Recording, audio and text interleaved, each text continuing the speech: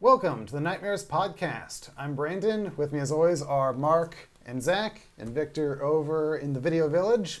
This week I am going to be talking about my top 5 favorite horror remakes that were made after the year 2000. The reason why I'm doing that is I feel remakes as a whole are just kind of given a bad rap. Whenever there's a remake happening, everybody just assumes it's going to be bad. Not unwarranted, because a lot of remakes are bad. But to be fair, on average, most movies are pretty just average. So I've got my little top 5 list here. And 2 honorable mentions I do want to bring up real quick are the Pet Cemetery remake. Far from perfect, but I don't know. I feel like between the 89 version and the 2019 version, like there are things I think both versions did better than the other. So I feel like something in between those 2 versions is the perfect Pet Cemetery adaptation. Put them together. And then there's Let Me In, which was an American remake of Let the Right One In. Really good movie, really well cast, really well done. Because of the way one scene was portrayed, I do say the Swedish original was better, but Let Me In is very much worth watching.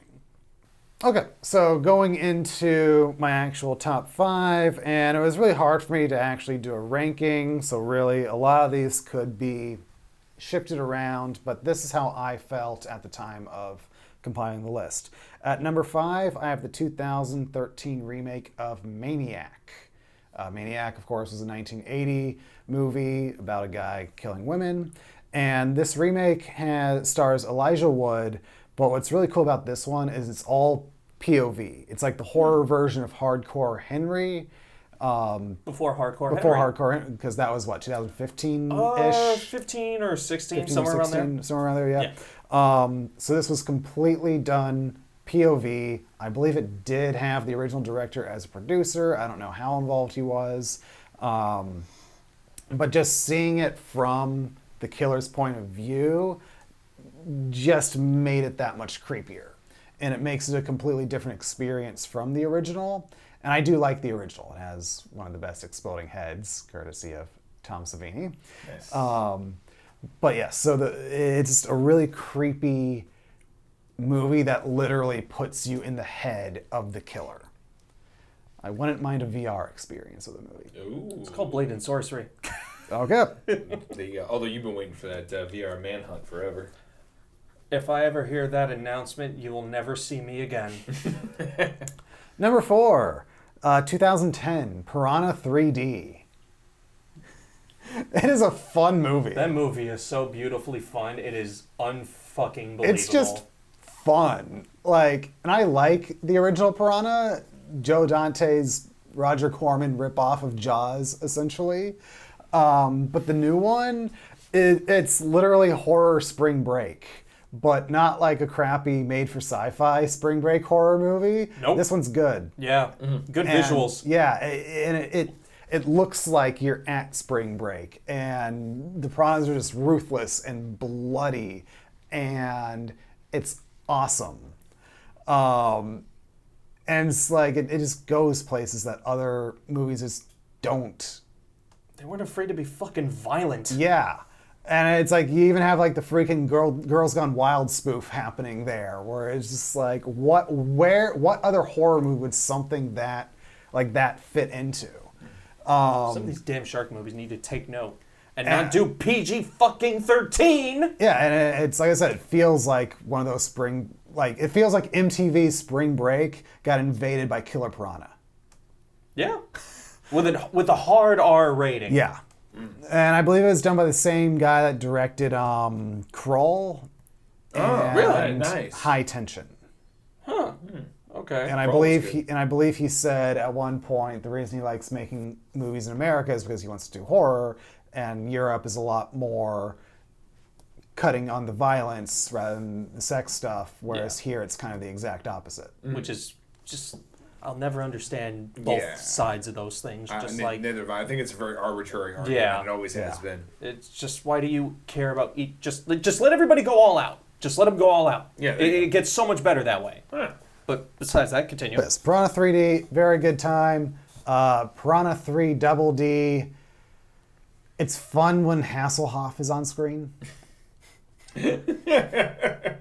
Oh, isn't that just true? Yeah. Okay, number 3, Zack Snyder's Dawn of the Dead. Does it hold a candle to the original? No, the original is always going to be the best one, but this version definitely had a huge influence on how zombie movies are made here in the States. We got the Fast Zombies, which, yes, we did have 20 Days Later 2 years prior, but that was from Europe, and if you want to get technical, were those really zombies? I've had that discussion so many times. You could put them in the zombie category. Yeah. I would put them in the zombie category. Are they technically zombies? No, but I don't know a single person that wanted to classify it as a zombie movie. Yeah. But no, like, I really liked the cast. Ving Rhames was awesome. Sarah Polley was really good.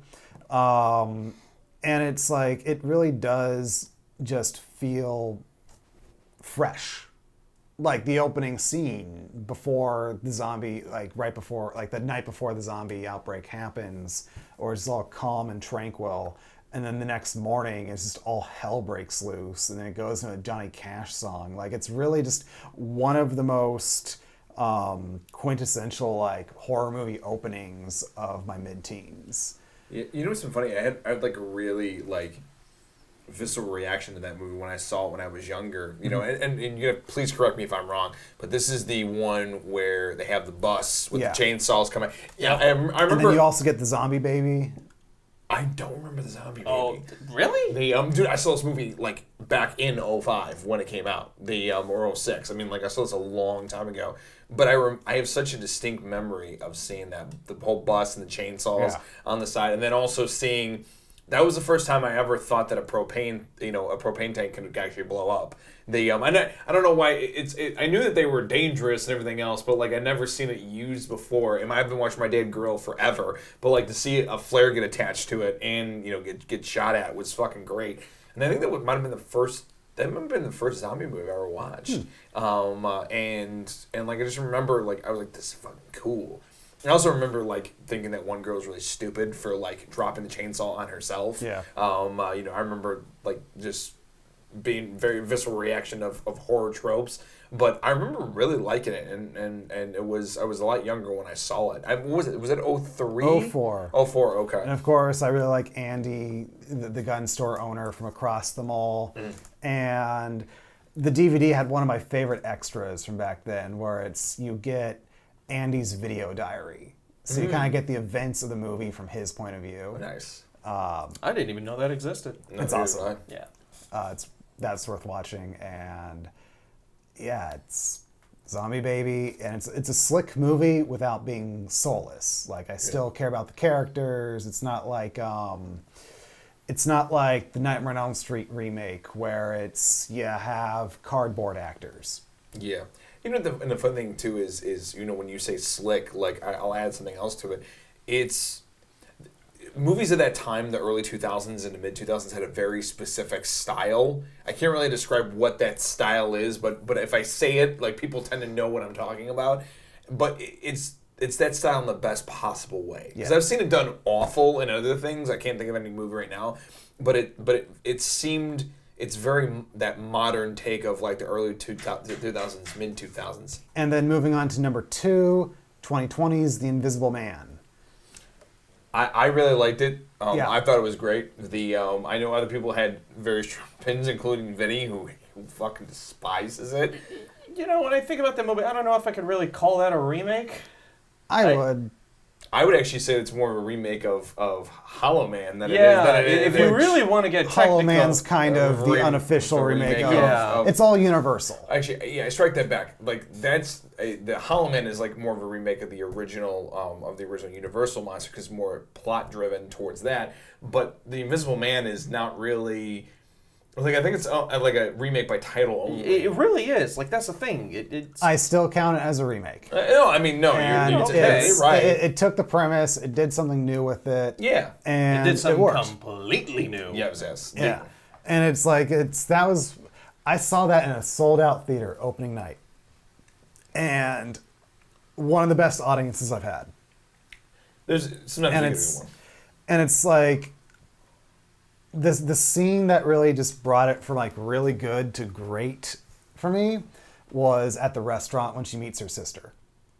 Because like she's freaking meeting somebody in a public place in full view, where it's like you think that's the safest place, like public, full, everybody just surrounded by people, still backfires on her. And it's like you see the knife just sort of like floating around. It's like, oh wow, they went there. That was the character did something smart and it still failed. And it's like that is just excellent writing. I agree. Yeah, I agree. I think it was a solid movie. The his last And movie, the opening, of course, again, excellent. Yeah, very tension filled. The and then I liked the ending. I think you know what, a lot of people bitch about the ending, but like to me, I'm like, how else do you want to fucking end this movie? Yeah. They like I mean the movie's like, got to end. No, I know. Like and I'm like. I'm sure some creative person somewhere could have come up with something better, but at the same time, though, I'm like, yeah, it's a logical conclusion to what happened. I was satisfied. Yeah. So I mean but yeah, I think it was a good movie. The last movie I saw before the pandemic in the theaters. Same. Yeah. Second blast for me. I don't know. Was it? I don't know. What was your last one? The Hunt. Okay. I didn't get the chance to. No, that's right. Or was mine Sonic? Might have been Static. Invisible Man was after Sonic. Was it? Okay, then it was Invisible Man. Yeah. All right, so that brings me to my number one. And if you've been listening to this podcast for a while, this really should be of no surprise to you. And that is 2002's The Ring, the American remake of Ringu. I just love it. Like, I love the look of it. I love the tone of it. I just love the feel, that just like analog feel. Like it feels as like an analog story. Yeah. Naomi Watts is great in it. I'm not annoyed by the little kid in it. Of course, it's that iconic imagery of the videotape and Samara crawling out of the well from the TV. And it's just such a well done movie. And it's like I mentioned on a previous podcast, I can enjoy it in a different capacity from the original. The original feels more like an investigative journalism story to me, whereas The Ring feels like a horror, more of an outright horror story to me. Yeah. Again, iconic horror movie opening from my preteens of the two girls sitting in the house talking about the urban legend of the videotape. And I know that when you really break it down, the behavior of them doesn't really entirely make sense, but it works in the moment. And you can do that with movies. Like it works. And I don't know, like that one is just one of the most iconic early 2000s horror movies to me. And it's... You know, the funny thing is... It's also the horror movie that got me in trouble, too. Yeah. I got in trouble for showing one of my friends that movie. Because and that was the horror movie that was all over the marketing at the time. So that was the one that like raised all the red flags with parents at the time. And it was like, I wasn't even in trouble for that. It was more like their parent complained to my mom. Yeah, fucking. I'm glad I never had to deal with that shit. You know, it's so funny. Like, I've said this in another podcast, but I think it's really important to say that. That movie's fucking awesome. But it's funny to me because that movie is more awesome to us, and I'm including us in this generation, our generation, and before, than it would be to a kid today. Because the idea of analog and the idea of passing around a VHS and like... Yeah. And having that like it's such a blockbuster movie. Like it's such a blockbuster generation movie. Like, you know, just like that physical holding a videotape and putting it in like it's a ritual, and you know, and all that stuff, and urban legends that, you know, before the internet was really big. I mean, it was there, but it was really big. It wasn't big. You couldn't, like, kids nowadays, when they hear an urban legend, they don't enjoy the fucking legend. They just like, it's bullshit. Here's the actual fact, and here's what really happened. Like, I'm like, that's not the fucking point. Like, the point is to enjoy the urban legend and to scare the shit out of each other, and like, it's a whole, you know, it's a fun culture thing. It's a cool thing to do. It's a fun activity. It's like turning off the lights and doing the Bloody It's Mary like, hey, thing. did you hear the story about the such and such that did the such and such? Yeah, exactly. Like it's a part of that thing, and unfortunately, we're the last generation that did that. We're the last generation that we were right at the apex of when technology was going to take over. And we were still we're the last kids. We're the only like hybrid kids, like maybe a little bit of the '80s and early '90s, but like that played with video games, but then went outside. They and was that so. It's so. I imagine if you showed it to some kid now, probably just as fucking scary and effective. But it is a very generational, kind of thing to really get into the story because it's of the analog age. Dude, there are 20-year-olds who don't know what the hell a VHS is. And that's crazy to me. Like, and I'm 30. That's only 10 years off. Let's see, and I just turned 31, but I'm just going to round myself to 30 for the purposes of this conversation. I have way more in common with a 35-year-old than I do with a 25-year-old. And that's actually, even Justin, who's one of my best friends, there's like a 9-year difference between him and me. He's 9 years older than me.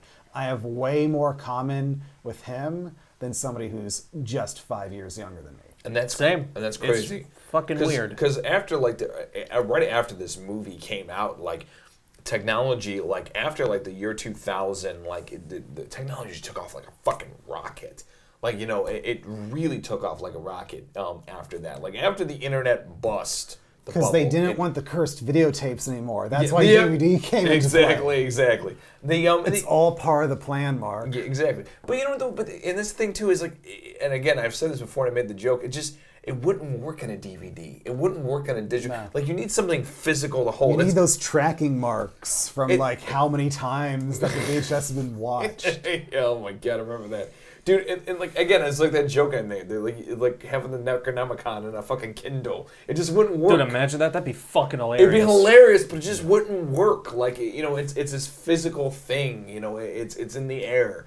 And that's what made that movie work so well. Especially The Ring for an American audience. Yeah. Really made it work because it was, technology. That and last little bit of technology. It was made by people that wanted to make it. Yes. Because, the whole American remake of Japanese horror movies boom after that because of how popular The Ring was. Yes. But The Ring was made because they wanted to make it. Everything after that was just trying to cash in on, what else can we adapt? Yeah, exactly. Let's adapt The Grudge 1,000 fucking times. No, nobody cares about The Grudge. Yeah, exactly. So, that's my list of my top 5 horror remakes from 2000 and beyond. Do any of you guys have any that you want to share real quick? I like Evil Dead. I think the Evil Dead was pretty good. I think for what it was, I certainly missed the style of the original. Oh no, definitely. But it was so graphic and gratuitous that I just fucking loved it. And then my theater experience was also great for that movie. So and I can't do something after, because certainly it was 99, but like House on Haunted Hill, I really enjoyed. I know it was 99, but it was right there in that first gap. So then that was actually the first horror movie that I ever saw. That was the first scene from a first horror movie that I ever saw. And I actually wasn't even supposed to be watching it. I was literally go 13 Ghosts in lieu of House on Haunted Hill. The 13 Ghosts is a great one. Great one as well. I just remember specifically I was hanging out in a side room with my stepbrothers, and we're playing Nintendo. And I literally my mom and my stepdad were watching that movie, and I was passing to go go to the bathroom, and I kind of leaned in, and it was that scene when Lee, I think it's James Woods, flipped the guy around, and he had his face and his brain and his skull all missing and everything else. And I was like, oh, that's cool. Freaked the hell out of me, but it was fucking cool. But yeah, that's definitely one of those. But you still mind though, The Ring. The Ring is the one I think is great among all of them. Like, it's okay. Like, what else you got though? Like, when it comes to that, with the exception of the Evil Dead remake. I like the early Texas Chainsaw Massacre the remake. The 03 one. Yeah, I have not seen that one since it first came on DVD. So that was one that and its prequel. If I were to watch it again, it might make my list. But I just, it's been so long since I've seen it. Yeah. That and its prequel were really good. even the Friday the 13th remake. It's another Friday the 13th movie, so. Don't mind me. Keep talking. So yeah, I mean, it does its job. So I still enjoyed it. I fucking hate with every fiber of my being the Nightmare on Elm We're Street here to talk one, about but good remakes. yeah, I know, but so yeah, I mean, Evil Dead, Texas Chainsaw, Friday the 13th. I like those ones. Nice. Cool. All right, so that does it for my list of the top 5 horror remakes from 2000 and beyond. Thank you for watching/listening to this episode of the Nightmares Podcast. You can check out all previous episodes wherever podcasts are available. Also be sure to check us out on all of our social media at Midwest Horror Network on Facebook, Instagram, YouTube, and Slasher. And of course, if you are watching this on YouTube, if you could be so awesome to stab that like button, smash that subscribe, and click that little dingy bell to be notified every time we drop amazing content right here on MHN. And hey, if you've already smashed the subscribe button, go ahead and smash that share button. We want to get the word out about these amazing stuff that's going on the channel. Thank you so much, and we'll see you next time on the Nightmares Podcast.